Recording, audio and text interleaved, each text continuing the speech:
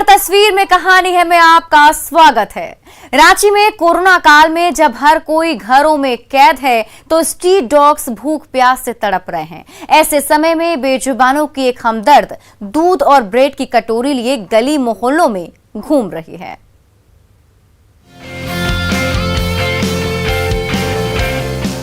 मोरहाबादी मैदान में हर तरफ भूखे प्यासे कुत्ते औंधे मुंह लेटे हुए। तभी दूर से नीली कार आती दिखाई देती है और भूख से तड़प रहे डॉगियों की नींद टूटती है। सब के सब लपक पड़ते हैं कार की ओर। मैदान के बीचों बीच कार रुकती है और उससे नीचे उतरती हैं आर्ची सेन।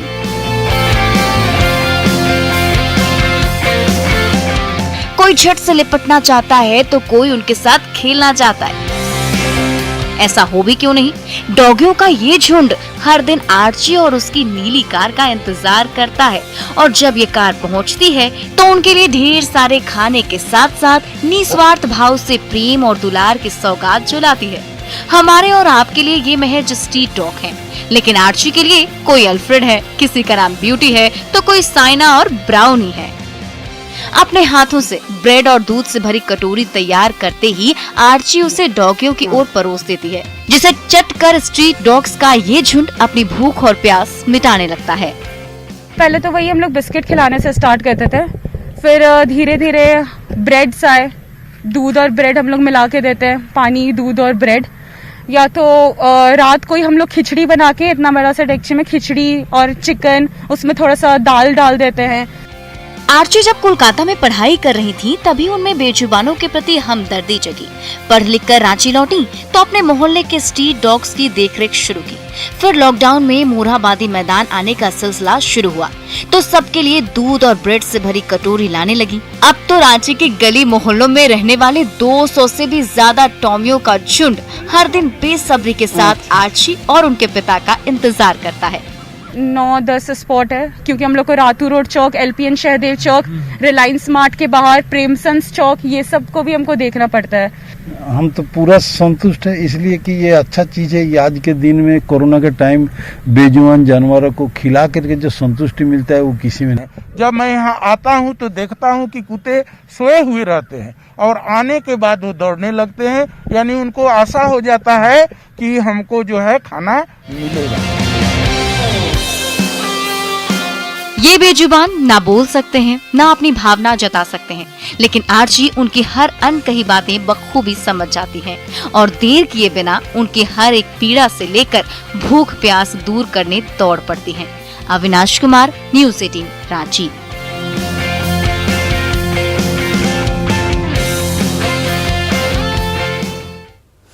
मधुबनी का अकरहारा घाट गांव चारों ओर पानी से घिर गया है। बाहर आने जाने के लिए जर्जर पुल ही एकमात्र रास्ता है, जिससे गुजरना जान पर खेलने से कम नहीं है।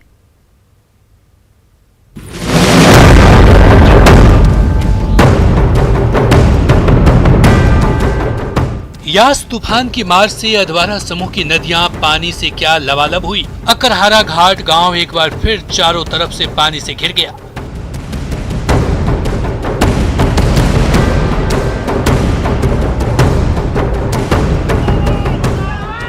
न बाहर जाने का कोई रास्ता बचा, न गांव के दूसरे छोर को जोड़ने के लिए कोई सड़क बची।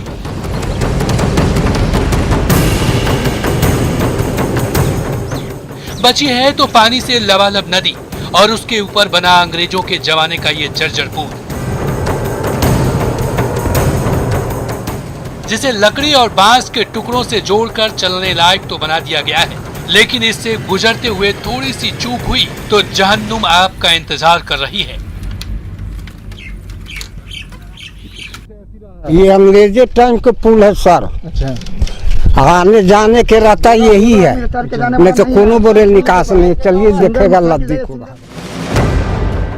जब भी मानसून का वक्त नजदीक आता है, अकरहारा घाट गांव के बाशिंदे कांप जाते हैं। अगले 4 महीने के लिए राशन पानी का जुगाड़ कर लेते हैं, वरना पानी की मार से ये टूटा फूटा पुल कब जवाब दे दे कहना मुश्किल है। हर 5 साल पर चुनाव आता है तो नेताजी वोट मांगने के लिए गांव पहुंचते हैं। ग्रामीणों की गुहार पर वादा करके लौट तो जाते हैं, लेकिन न वादा पूरा होता है और न जर्जर पुल बनता है। आते हैं, नीचे से चले जाते हैं। हम लोग बताते हैं तो कहते हैं हाँ बना देंगे, ऐसे करेंगे वैसे करेंगे। चुनाव के बाद जब चुनाव खत्म हुआ इसके बाद वो 5 साल कभी आते ही नहीं है, 5 साल में कभी दिखाई नहीं देते। आजादी के सालों गुजर गए लेकिन इस पुल की सूरत नहीं बदली। अकरहारा घाट के ग्रामीण आज भी इस टूटे फूटे पुल पर फूंक फूंक कर रखते हुए मंजिल तक आते जाते हैं, लेकिन अगर पांव फिसला तो क्या अंजाम होगा, ये सोचकर ही रूह कांप उठती है। अमित रंजन, न्यूज 18 मधुबनी।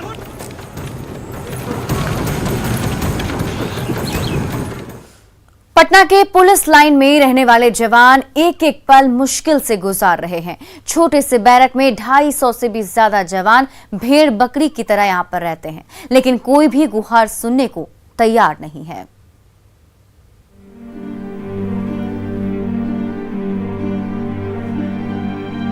सुनाना भी जीने मुश्किल किया, सुनाना भी जीने मुश्किल, छुपाना भी जीने मुश्किल।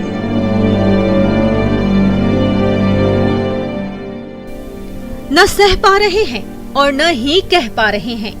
ये दर्द ही कुछ ऐसा है जो पटना पुलिस लाइन के संकरे बैरक में दुख तकलीफ के बीच रहने वाले पुलिस वालों के मुखड़े से दर्द भरे नगमों के रूप में फूट रहा है। न सिर छिपाने के लिए पक्की छत है और न सोने के लिए अदद बिस्तर। टूटी फूटी चौकी पर चादर बिछाकर सोते हैं। मच्छर खून चूसता है तो मच्छरदानी लगा देते हैं। बैरक के नाम पर यही छोटा सा पंडाल है, जिसे बेडरूम कहिए, किचन की तरह उपयोग कीजिए या फिर वॉशरूम, सब कुछ इसी छोटे से हिस्से में एक ही जगह पर है, जहां 250 जवान भेड़ बकरी की तरह ठूसे हुए हैं। भूख सताती है तो जमीन पर बैठकर रोटी बेलते हैं और मुंह से फिर दुखड़ा फूटने लगता है। मन में दुख का चिंता क्यों सताती है, उसको अपना साथी है।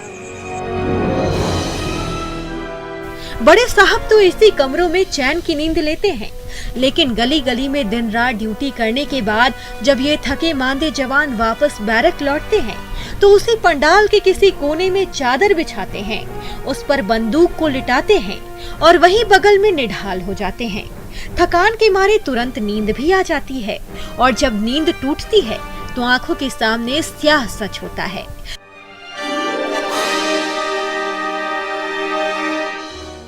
चारों तरफ रस्सी बंधी हुई है और उसी रस्सी पर कहीं कपड़ा टंगा हुआ है, कहीं झोला झूल रहा है। आना जाना है तो उन्हीं कपड़ों और झोलों के बीच से बच बचाकर निकलना पड़ता है। पंडाल भी उड़ गया साफ है, तब इसको सुधार किया है थोड़ा, लेकिन 3 साल हो गया इस पैर को भी है। वो जड़ देखिए सबका फूटा, सबका सर गया है, वो टूट गया है। इसी में आप लोगों का सब कुछ है, सब कुछ इसी में परेशानी है। समय आदमी अपना काट रहा है किसी तरह। क्या किया जाए। कितने साल से हैं आप? करीबन 2 साल से हैं सर। 2 साल में क्या सूरत नहीं बदली आपकी? कहीं सूरत नहीं बदला है सर। बारिश के दिनों में पटना पुलिस लाइन के जर्जर बैरक की छत चूने लगती है तो गर्मी में उमस इतनी ज्यादा बढ़ जाती है कि सांस लेना मुश्किल हो जाता है। सिर्फ ठंड के मौसम में ही यहाँ का माहौल कुछ ठीक होता है। इस झोपड़ी नुमा बैरक में सालों भर खाना बदोश सी जिंदगी गुजारने वाले ये जवान कई बार बड़े साहब से दुखड़ा सुना चुके हैं, लेकिन हालात जस के तस हैं। धूप आता है तो बर्दाश्त नहीं होता है और बारिश में तो खैर जून में का काम होता है। धूप में तपता है। हाँ, बहुत तप जाता है, बर्दाश्त नहीं होता। कौन सा मौसम सूट करता है आपके इस बैरक के लिए? ये तो ठंडे ठीक रहता है। ठंडा ठीक रहता। वक्त बदला, राजधानी पटना की सूरत भी बदली, लेकिन नहीं बदला तो पटना पुलिस लाइन के बैरक की तस्वीर और वहां रहने वाले जवानों की तकदीर। आला अफसरों से जवानों की परेशानी छिपी नहीं है, लेकिन कोई भी उनका दुखड़ा दूर करने को तैयार नहीं है। रजनीश कुमार, न्यूज 18 पटना।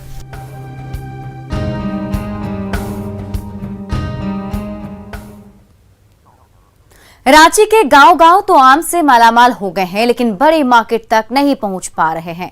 मजबूरी में बेशकीमती आम लोकल मार्केट में कौड़ियों के दाम में बिक रहे हैं।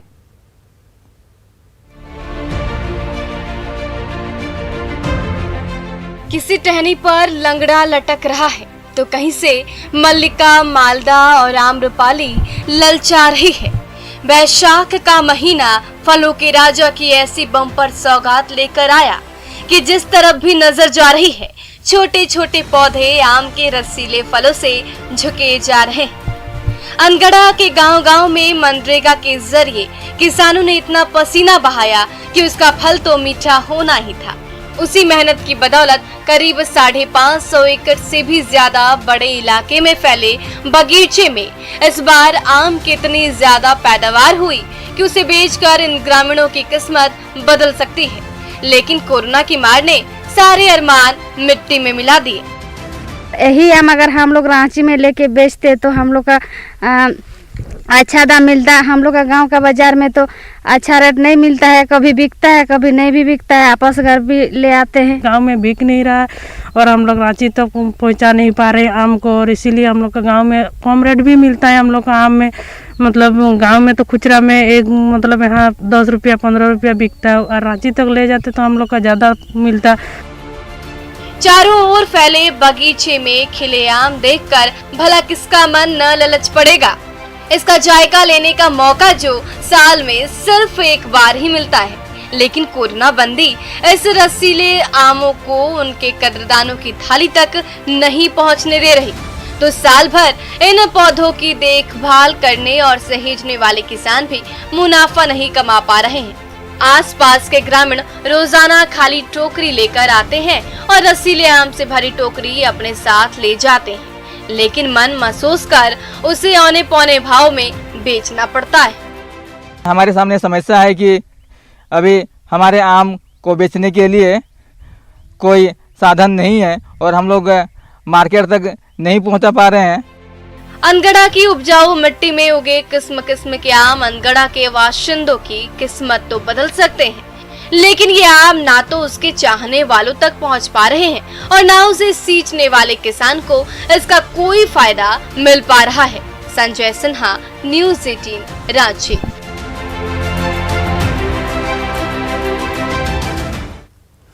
गोड्डा के दिलीप यादव थैलेसीमिया पीड़ित बेटे की जान बचाने के लिए साइकिल से दौड़ लगा रहे हैं। खून के लिए कभी जामताड़ा जाना पड़ता है तो कभी देवघर, ताकि बेटे की जिंदगी बचाई जा सके।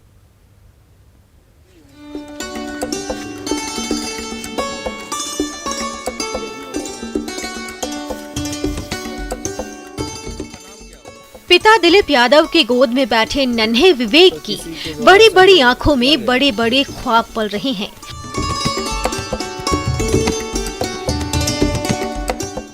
वो भी ABCD सीखना चाहता है, छोटी छोटी ख्वाहिशें पूरी करना चाहता है। माँ बाप की आंखों का तारा बनना चाहता है, लेकिन थैलेसीमिया जैसी बीमारी उसके हर सपने और हर अरमान को चकनाचूर करने पर आमादा है। कभी सांसें उखड़ती महसूस होती है तो पिता दिलीप यादव साइकिल के रॉड पर बिठाते हैं और पैडल मारते हुए सैकड़ों किलोमीटर दूर जामताड़ा से लेकर देवघर दौड़ते रहते हैं।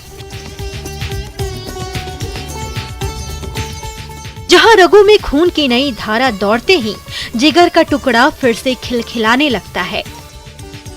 तो यहाँ से 200 किलोमीटर तक जाने में कितने घंटे में पहुँचे थे? 200 किलोमीटर तो 8 घंटे, 12 घंटे में हम 150 किलोमीटर के लगभग चलते थे। मतलब यहाँ से कितने बजे निकले थे आप? 4-5 बजे भोर में। कुछ भी मिलेगा बच्चा, मैं इसका शुरू करा, इनसे 5 लाख रुपया कहीं इलाज करने के लिए दे देंगे बच्चा। तो मिला तो उसको दिया, एप्लीकेशन लिखो तो रांची लेको गया, कागज वहाँ से लौटा को दे दिया गोदाम में। एक तो थैलेसीमिया जैसी खतरनाक बीमारी, ऊपर से A- ब्लड और कोरोना काल की दुश्वारियां, हर तरफ से मुश्किलों में घिरे मासूम विवेक की जिंदगी की डोर टूटती जा रही है। लेकिन जिगर के टुकड़े को नई जिंदगी देने के लिए पिता दिलीप यादव संजीवनी पर्वत उठा लाने को भी तैयार हैं। इसीलिए विवेक को साइकिल पर बिठाए कभी मेहरमा से गोड्डा की दौड़ लगाते हैं तो कभी देवघर तो कभी जामताड़ा दौड़ते रहते हैं। पता चला कि जामताड़ा गए थे, वहाँ से ब्लड लेकर के आए। तो पहले आपके पास आते थे, हर एक महीना वो जामताड़ा से लेके आते? नहीं, हर एक माह नहीं जाते थे, वो हम तो लगातार उनको दे ही रहे थे। इधर 1-2 महीने से पिछला बार भी जामताड़ा गए थे और इस बार भी लॉकडाउन के दरमियान। जी लॉकडाउन। बेटे के लिए पिता की साइकिल यात्रा की ये तस्वीरें जैसे ही सोशल मीडिया में वायरल हुई तो हुक्मरानों की नींद टूटी। मुख्यमंत्री हेमंत सोरेन ने गोड्डा के डीसी को तत्काल मदद करने का आदेश भी दिया, लेकिन मासूम बेटे की सांसें बचाने के लिए पिता का संघर्ष अब भी जारी है। गौरव झा, न्यूज़ 18, गोड्डा।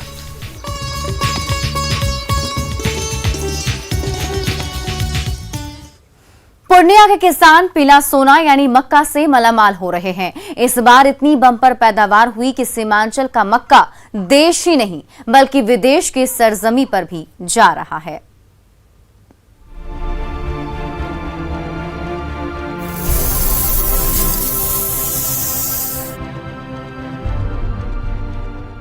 मक्के के यही पीले पीले दाने सीमांचल के गांव-गांव को खुशहाली की सौगात दे रहे हैं। किसानों की कड़ी मेहनत की ही बदौलत पूर्णिया ने मक्का उत्पादन में अमेरिका जैसे विकसित देश को भी पीछे छोड़ दिया है। सीमांचल के खेतों में इस बार मक्के की इतनी बम्पर पैदावार हुई कि एशिया की सबसे बड़ी मक्का मंडी पूर्णिया के गुलाब बाग में मक्के के बोरे भर गए हैं, जिसे माल गाड़ी में लादकर रोजाना देश के अलग अलग बंदरगाहों में भेजा जा रहा है, जहां के मक्के की रैक दुनिया भर के देशों में भेजे जाएंगे। बहुत कंपनियां, मोटा मोटी हमको लगता है 50 से 60 कंपनियां बाहर की है वो लोग। हाँ, उसमें भी किसी का गोदाम खुल गया है जिसका आदमी यहाँ पर व्यवस्था कर लिए हैं। किसी कंपनी अभी तक खुला भी नहीं है गोदाम। साउथ में जाते हैं तिरपुर, रोड, और अभी विशाखापट्टनम इस साल जा रहा है, बांग्लादेश भी जा रहा है। विशाखापट्टनम से जहाजों के द्वारा अनेक देशों में मक्का जा रहे हैं। मक्का किसानों को तो मालामाल करता ही है, मजदूरों से लेकर व्यवसायी और ट्रांसपोर्टर भी इसकी ढुलाई से लेकर खरीद बिक्री में मोटा मुनाफा कमाते हैं।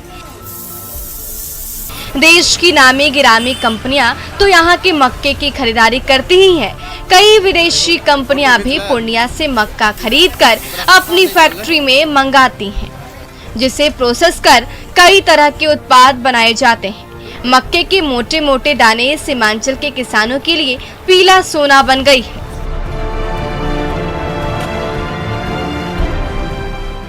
बढ़िया मक्का सारा भीतर ठीक होता, सारा बाहर के लोग बाहर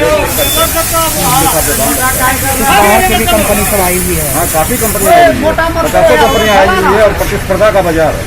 उत्पादन 100 कुंटल प्रति हेक्टेयर उपज किसानों के द्वारा उपज किया जाता है। और आपको अपने हिंदुस्तान में जो है पूर्णिया की सबसे उत्तम मिट्टी है यहाँ का मक्का उत्पादन के लिए।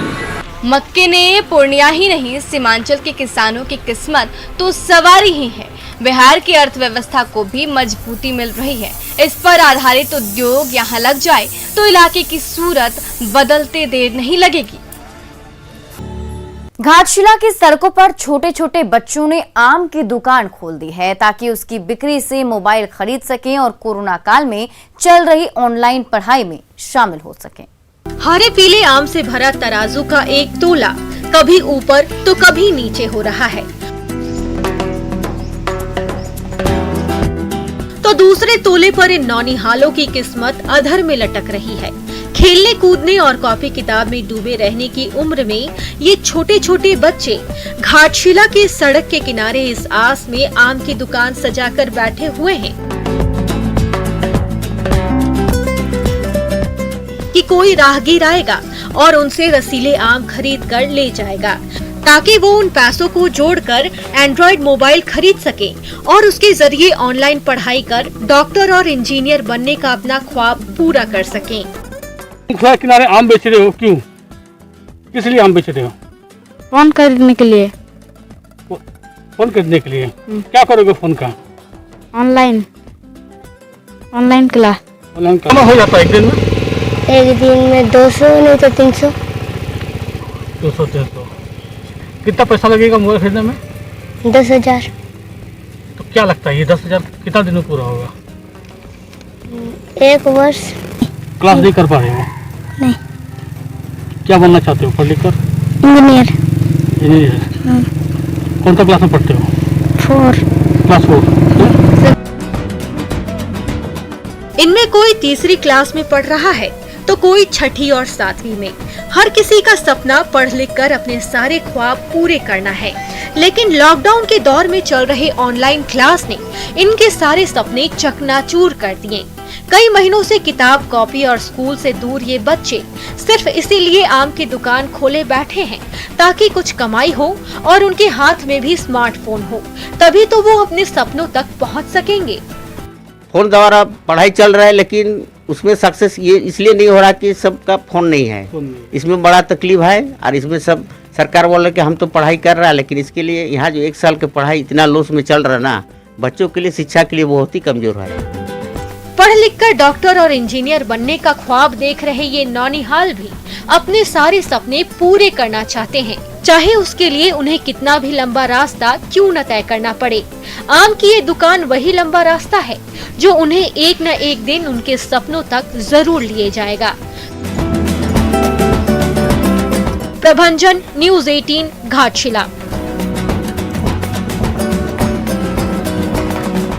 नेटवर्क 18 फेडरल बैंक संजीवनी गाड़ी भारत के कोविड प्रभावित जिलों में जा रही है। वैक्सीन के लिए जागरूकता फैलाने की हमारी इस मुहिम को आप भी अपना सहयोग दीजिए। चलिए आपको दिखाते हैं संजीवनी गाड़ी अब तक कहां-कहां गई है और आज कहां है।